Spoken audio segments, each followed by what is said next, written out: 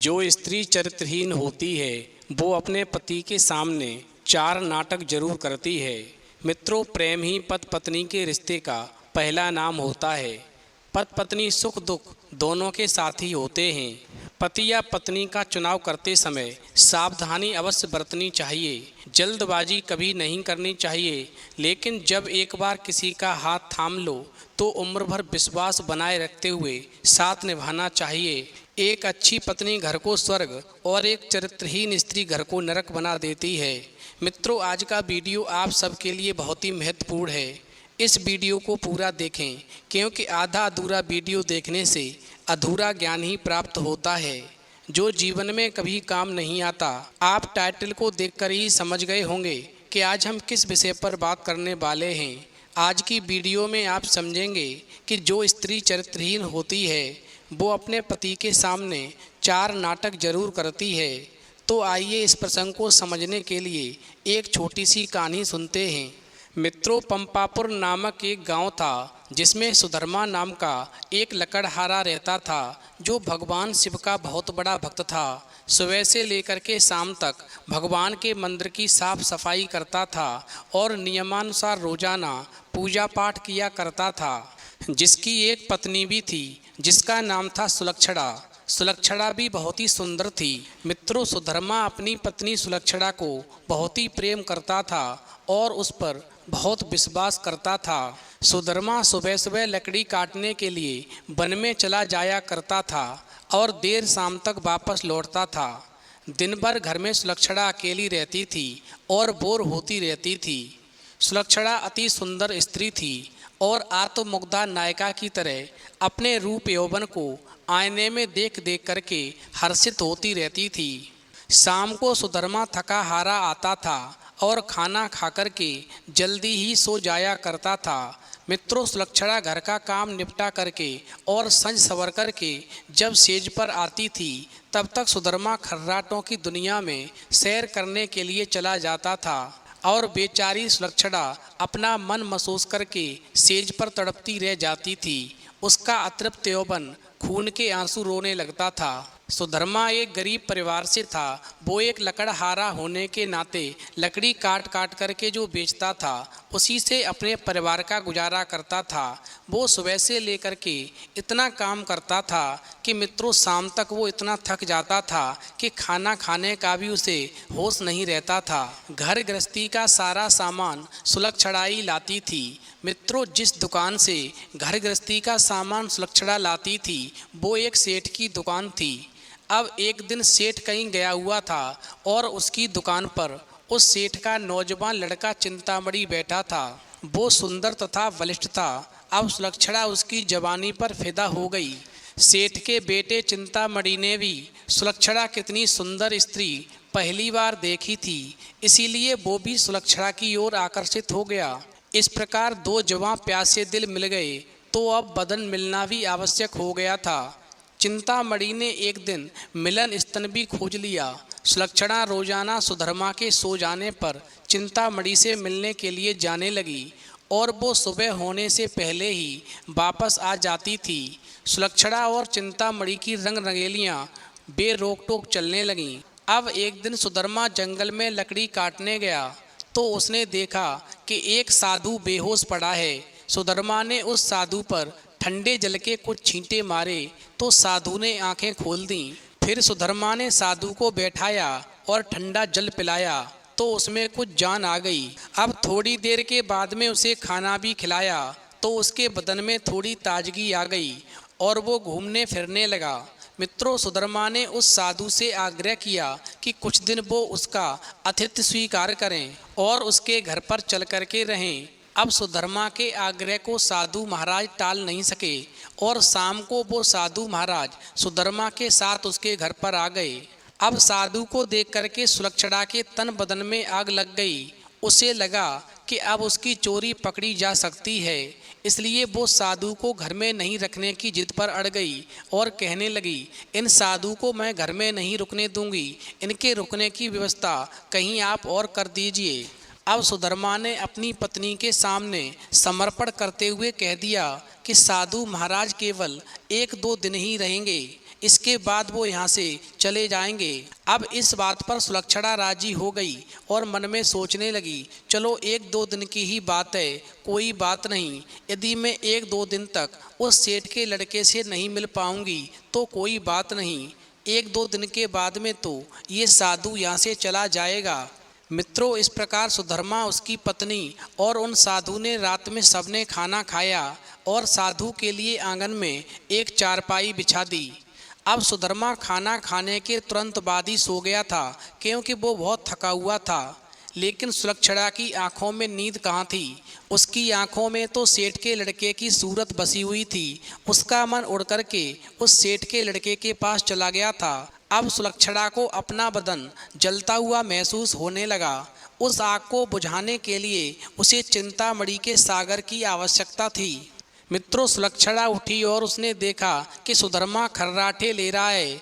तब वो साधु के पास गई। साधु भी चुपचाप लेटा था, मगर वो जग रहा था। अब सुलक्षणा ने उसे सोता हुआ जाना और फिर वो सुधर्मा की पत्नी सुलक्षणा बन संवर करके चिंतामणि से मिलने के लिए चल दी और मन में विचार करने लगी कि ये साधु भी सो गया और मेरा पति सुधर्मा भी सो गया। मैं बहुत जल्दी रात में ही वापस आ जाऊंगी, जब तक ये दोनों सो करके नहीं उठ सकेंगे, और इस प्रकार से मेरे पति और साधु को भी कोई बात पता नहीं चलेगी और मेरे मन की प्यास भी बुझ जाएगी। अब साधु एक अनजान व्यक्ति के घर में ठहरा था और सुलक्षणा ने उसे बड़ी मुश्किल से घर में रहने दिया था। सुलक्षणा के व्यवहार को देख करके वो साधु समझ गया कि दाल में कुछ जरूर काला है। फिर तो वो साधु सारी रात जगता रहा और उस सुधर्मा की पत्नी सुंदरी सुलक्षणा के बारे में सोचता रहा। इसलिए उसे सारी रात नींद नहीं आई और उन दोनों के क्रियाकलापों को देखता रहा। अब जब सुलक्षणा उसके पास आई तो वह दम साध करके चुपचाप लेटा रहा। उसने सुलक्षणा को बन संवर करके कहीं पर जाते हुए देख लिया था, मगर वो साधु चुपचाप पड़ा रहा। उसने यह भी देख लिया था कि भोर होने से पहले ही सुलक्षणा वापस आ गई थी। उसे अब सारा माजरा समझ में आ गया था और वो साधु मन ही मन में सोचने लगा कि सुधर्मा एक लकड़हारा है, बेचारा सुबह से लेकर के शाम तक बहुत मेहनत करता है, भगवान शिव की पूजा भी करता है, और उसकी पत्नी को देखो जो अपने पति को पूरी तरह से धोखा दे रही है। अब तो दूसरे दिन सुधर्मा जब जंगल से लौटा तो साधु ने उसे अपनी पत्नी से सावधान रहने को कहा और ये भी कहा कि उसकी पत्नी किसी से मिलने के लिए रात को कहीं जाती है। मित्रों, इस पर सुधर्मा को सुलक्षणा पर बहुत ही गुस्सा आया और उसने सुलक्षणा को मारा पीटा। उसने सुलक्षणा को एक खंबे से बांध दिया और फिर वो सो गया, और खंबे से इसलिए बांधा क्योंकि वो रात में कहीं पर नहीं जा सके।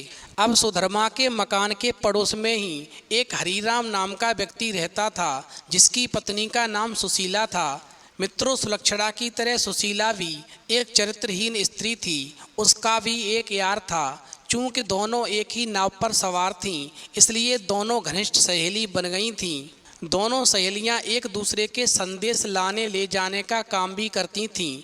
इसीलिए दोनों स्त्रियां एक दूसरे के प्रेमियों से भली भांति परिचित थीं। अब उस रात जब देर काफ़ी तक सुलक्षणा नहीं आई तो चिंतामणि यानी उस सेठ के बेटे को चिंता होने लगी कि रोजाना सुलक्षणा समय से आ जाती थी, मगर आज इतना समय हो गया, वो मुझसे मिलने के लिए क्यों नहीं आई। अब वो चिंतामणि सेठ का लड़का दौड़ करके उस सुशीला के पास में गया जो सुलक्षणा की सहेली थी, और जाकर के सुशीला से कहने लगा कि आज तुम अपनी सहेली उस सुलक्षणा को बुला करके लाओ, क्योंकि वो आज नहीं आई है। आखिर क्या बात है, रोजाना मुझसे मिलने के लिए समय पर आ जाती थी। अब उस सेठ के लड़के की बात को सुनकर के सुशीला सुलक्षणा के घर पर गई तो क्या देखती है कि सुलक्षणा एक खंबे से बंधी हुई थी।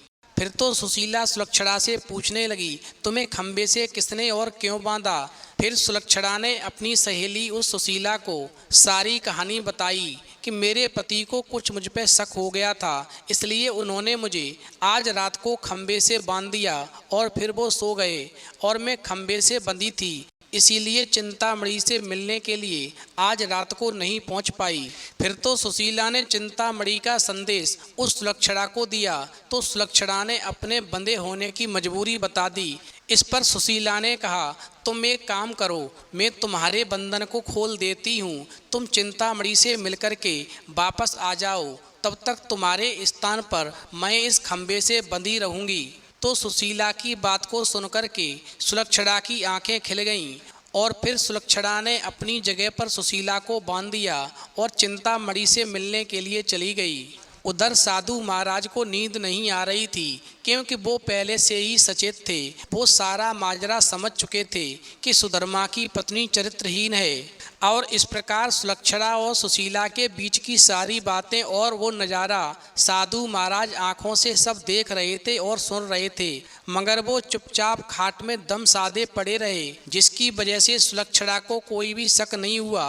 वो सुलक्षणा यही समझती रही कि ये साधु सो रहा है। अब रात में जब सुधर्मा की नींद खुली तो उसे सुलक्षणा पर थोड़ी दया आई और वो मन में सोचने लगा, मैंने अपनी पत्नी को कुछ ज़्यादा ही दंड दे दिया और उसे खंबे से बांध दिया, मुझे ऐसा नहीं करना चाहिए था। अब मैं एक काम करता हूँ कि सुलक्षणा को खोल देना चाहिए। लेकिन फिर वो सुधर्मा मन में सोचने लगा, यदि मैंने उसे खोल दिया तो फिर हो सकता है कि वो अपने प्रेमी से मिलने चली जाए। अब तो कई प्रकार के सवाल सुधर्मा के दिमाग में चलने लगे और फिर बाहर खड़े होकर ही वो सुधर्मा आवाज़ देने लगा, यदि सुलक्षणा तू मुझे वचन दे दे कि तू अपने प्रेमी से कभी मिलने नहीं जाएगी तो मैं तुझे अवश्य खोल सकता हूँ। लेकिन सुलक्षणा ने तो अपनी सहेली सुशीला को उस खंबे से बांध दिया था और स्वयं उस सेठ के लड़के चिंतामणि से मिलने के लिए चली गई थी। अब सुशीला मन में सोचती है, यदि मैंने इसे आवाज़ दी तो और काम खराब हो जाएगा और फिर ये मुझे निश्चित मार देगा। इसलिए सुशीला जो थी चुपचाप बनी रही, उसने कोई आवाज़ नहीं दी। जब कमरे से कोई आवाज़ नहीं आई तो वो सुधर्मा जो था तेज आवाज़ में चिल्लाने लगा, कलंकिनी, अगर मुझे तू ये आश्वासन दे दे कि तू उससे मिलने नहीं जाएगी तो मैं तेरे बंधन को खोल दूंगा।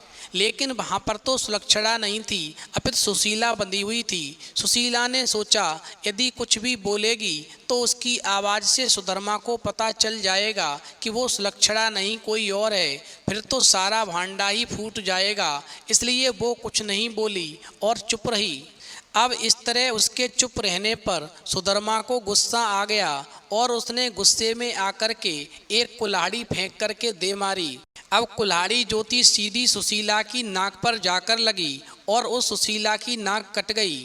अब वो अंदर ही अंदर सारा दर्द सहन कर गई, मगर उसने अपने मुंह से एक करहा की आवाज़ तक नहीं निकलने दी। मित्रों, कुल्हाड़ी फेंककर मारने से सुधर्मा का गुस्सा थोड़ा ठंडा हो गया और वो पुनः सो गया। अब उधर सुलक्षणा आज जल्दी ही वापस आ गई और जल्दी जल्दी सुशीला के बंधन खोल डाले। तब सुशीला ने अपनी कटी हुई नाक दिखाई और सारा वाकया सुना डाला। फिर तो सुलक्षणा ये देख कर के और सुनकर कांप उठी, मगर अब क्या हो सकता है। उधर सुशीला तो अपने घर को चली गई और सुलक्षणा फिर से उसी खंबे में बंधी खड़ी हो गई। मित्रों, उधर साधु महाराज जो थे उस चारपाई पर पड़े पड़े सारा त्रिया चरित्र देख रहे थे। अब थोड़ी देर के बाद में सुधर्मा की नींद खुली तो उसने अपनी पत्नी सुलक्षणा से फिर कहा, देख तू अब भी मुझसे सच सच कह दे और मुझे ये वचन दे दे कि तू फिर कभी उससे मिलने नहीं जाएगी तो ठीक रहेगा, नहीं तो जिस प्रकार मैंने तेरी नाक काटी है अब तेरे दोनों कान भी काट दूंगा, फिर तू नकटी और बूची भी हो जाएगी, तब तेरा घर से निकलना भी मुश्किल हो जाएगा। मित्रों, फिर सुलक्षणा ने अपने पति की बात को सुनकर के अपने षड्यंत्रकारी दिमाग से एक युक्ति निकाली। उसे पता था कि नाक उसकी नहीं सुशीला की कटी है और इस बात का सुधर्मा को पता नहीं है। मैं आज इसी बात का फ़ायदा उठाऊंगी। फिर उसने त्रिया चरित्र दिखलाते हुए नाटक करना शुरू कर दिया और ज़ोर ज़ोर से रोना शुरू कर दिया और रोती रोती बोली, तुम मर्द लोग बड़े बेरहम होते हो, अपनी पत्नी पर झूठा इल्ज़ाम लगा करके उसकी नाक काट देते हो। मैं कोई उल्टा स्त्री नहीं हूँ जैसा कि तुमने मुझ पर आरोप लगाया था। मैं एक पतिव्रता स्त्री हूँ और मैं आज तुम्हें ये सब सिद्ध करके दिखा दूंगी कि मैं कितनी सती, नेक और पतिव्रता हूँ। अब ऐसा कहकर के उसने आसमान की ओर देखा और भगवान को संबोधित करती हुई बोली, हे प्रभु, हे माता गौरी, हे समस्त देवी देवताओं, हे दसों दिशाओं, आप सभी मेरी बात को ध्यान से सुनो और मेरे साथ न्याय करो। मैं यदि तन मन और वचन से एक पतिव्रता और सती स्त्री हूँ, तो मेरे पति ने मुझ पर बदचलन होने का आरोप लगा करके जो मेरी नाक काटी है वो नाक फिर से जुड़ जाए और एक पतिव्रता स्त्री क्या होती है ये पूरे संसार को पता चल जाए। और इस प्रकार फिर वो सुलक्षणा जो थी ओम नमो भगवते वासुदेवाय मंत्र का जाप करने लगी। मित्रों, सुधर्मा ये सब देख रहा था और सुन रहा था। तभी 3-4 बार ही मंत्र का जाप हुआ था कि सुलक्षणा चीख पड़ी कि मेरी नाक जुड़ गई, मेरी नाक पहले जैसी हो गई। हे भगवान, तेरा लाख लाख शुक्र है जो तूने एक पतिव्रता स्त्री की लाज रख ली और मुझ पर बदचलन होने का झूठा आरोप जो मेरे पति ने लगाया था उसे तूने खारिज कर दिया। मैं आपका ये उपकार सारी जिंदगी भर नहीं भूलूंगी। और फिर इस प्रकार सुलक्षणा ने भगवान को नीचे झुक कर के प्रणाम किया। तब तक मित्रों सुबह हो गई थी। सुधर्मा को उसकी बातों पर विश्वास नहीं हुआ, इसलिए वो उसके पास गया और उसने सुलक्षणा की नाक को छू करके देखा जो कि पहले जैसी ही थी। अब तो सुधर्मा सुलक्षणा को आश्चर्य से देखता ही रह गया और अपनी गलती पर पछताने लगा कि मेरी स्त्री तो वास्तव में पतिव्रता है। मैंने व्यर्थ में ही अपनी पत्नी पर दोष लगाया और उसकी नाक काट दी। यदि ये पतिव्रता नहीं होती तो इसकी नाक आखिरकार कैसे जुड़ जाती। मित्रों, इधर तो सुलक्षणा और सुधर्मा के बीच में ये सारा नज़ारा चल रहा था और उधर सुशीला जो थी जिसकी नाक कट गई थी, उसने अपने चेहरे पर एक कपड़ा इस तरह लगा लिया था कि उसकी नाक दिखाई ना दे। अब सुबह होने पर उधर हरीराम नाई जो था अपनी दुकान पर जाने लगा तो उसने अपनी पेटी संभाली और उसमें एक बड़ा वाला उस्तरा नहीं था। तो उसने अपनी पत्नी सुशीला से कहा कि बड़ा वाला उस्तरा ला करके दे दो।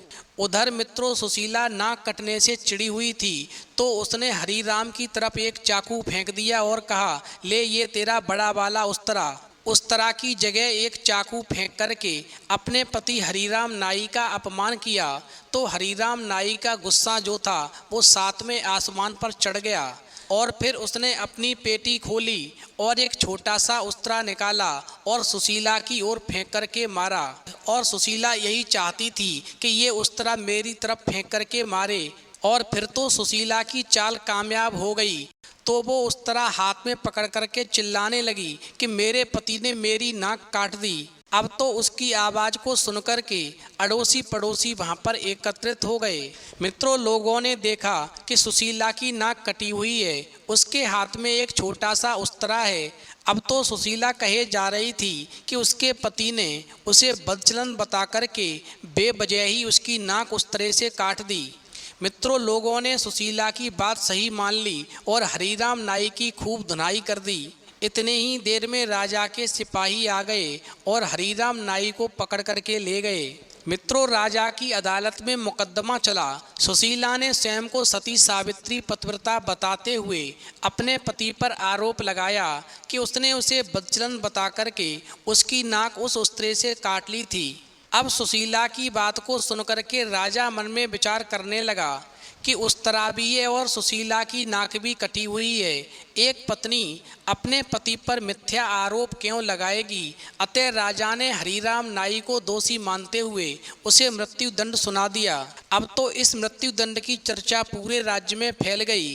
फिर सुधर्मा के घर में ठहरे हुए साधु महाराज को जब ये बात मालूम पड़ी कि राजा ने हरीराम नाई को मृत्यु दंड दे दिया है तो साधु विचलित हो गया, क्योंकि उसे दोनों स्त्रियों के त्रिया चरित्र का संपूर्ण ज्ञान था, जिसकी चपेट में एक निर्दोष व्यक्ति हरीराम नाई आ रहा था और अपनी जान से हाथ धो रहा था। फिर तो वो साधु राजा के पास गया और संपूर्ण घटनाक्रम राजा को कह सुनाया। फिर राजा ने सुधर्मा और सुलक्षणा को दरबार में बुलवाया और कड़क करके सारी बातें सच सच बताने के लिए कहा तब सुलक्षणा और सुशीला ने सारी बातें राजा को सच बता दी और अपने स्वांग को भी बता दिया कि किस प्रकार से हमने अपने पति के विश्वास को तोड़ा और दूसरे मर्द के साथ में चरित्रहीनता की। मित्रों, इस प्रकार मामला पूरी तरह साफ हो चुका था। दोनों स्त्रियों का अपराध सामने आ गया था और हरिराम नाई निर्दोष सिद्ध हो गया था। फिर इस षड्यंत्र के लिए दोनों कुलटाओं को भीषण दंड दिया जाना था, मगर स्त्री, बालक और साधु को मृत्युदंड नहीं दिया जा सकता है। इसलिए शास्त्रीय विधान के अनुसार दोनों स्त्रियों के नाक कान काट करके और उन्हें उस राज्य में छोड़ दिया गया। अब तो अंत में वो साधु महाराज जो थे उन पर रुका नहीं गया और वो एकदम से कहने लगे कि त्रिया चरित्र जाने नहीं कोई और खसम मार के सती होई। मित्रों, चूंकि सुधर्मा जो था वो भगवान शिव का भक्त था, इसलिए उसने भगवान शिव से प्रार्थना की कि हे प्रभु, मेरी पत्नी मेरे विश्वास को तोड़ती रही और मैं उसको समझ नहीं सका। आखिरकार एक पति अपनी पत्नी के बारे में कैसे पता कर सकता है कि वो चरित्रहीन है? यदि मेरी भक्ति सच्ची है तो आप मुझे ये बातें अवश्य बताएं।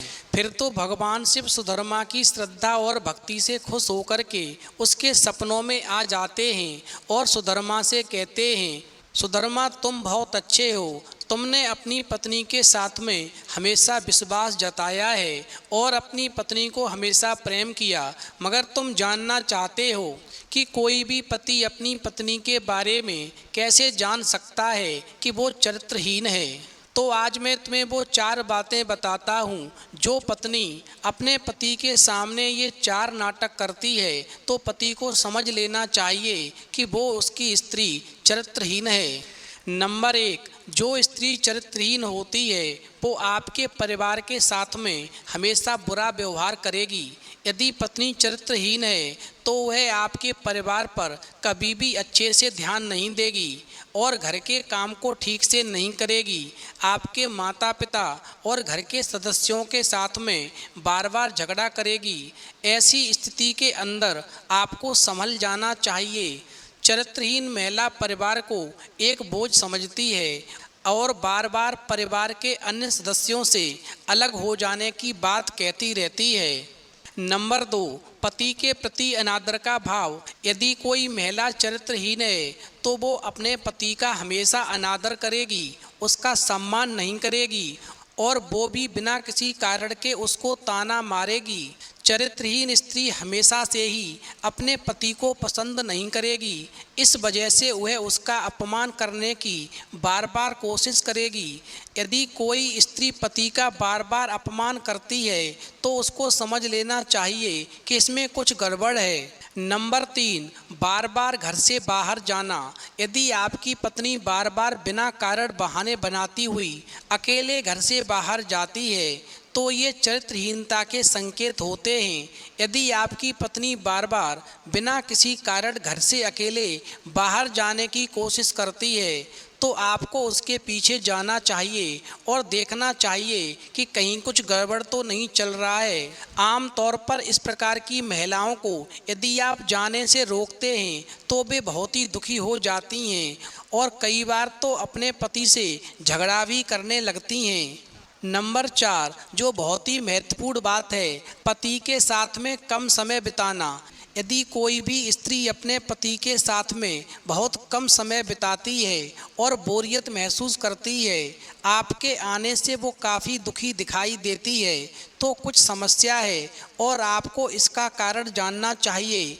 आप अपनी पत्नी से बात कर सकते हैं। यदि वह आपसे सच में प्यार करती है तो साफ साफ बताएगी कि समस्या क्या है, और यदि वो कोई समस्या नहीं बताती है तो हमेशा ध्यान रखना वो आपको चलाने की कोशिश करेगी, हमेशा धोखे में रखने की कोशिश करेगी। मित्रों, अंत में मैं सिर्फ इतना ही कहना चाहूँगा कि चरित्रहीनता एक दोष है जो स्वार्थी समाज की देन है। आज किसी को समाज और परिवार की फिक्र नहीं है, एक ही चीज़ की फिक्र है और वो ये है कि किस तरह से पैसा आ जाए, और यदि ऐसा ही चलता रहा तो उन पुरुषों की बहुत ही बुरी दशा होगी जिनके जीवन में चरित्रहीन स्त्रियां आ जाएंगी। तो मित्रों, यदि आपको ये कहानी पसंद आई हो तो प्लीज़ आप हमारे चैनल को सब्सक्राइब अवश्य करें। और कमेंट बॉक्स में लिख कर के अवश्य बताएं कि ये कहानी आपको कैसी लगी।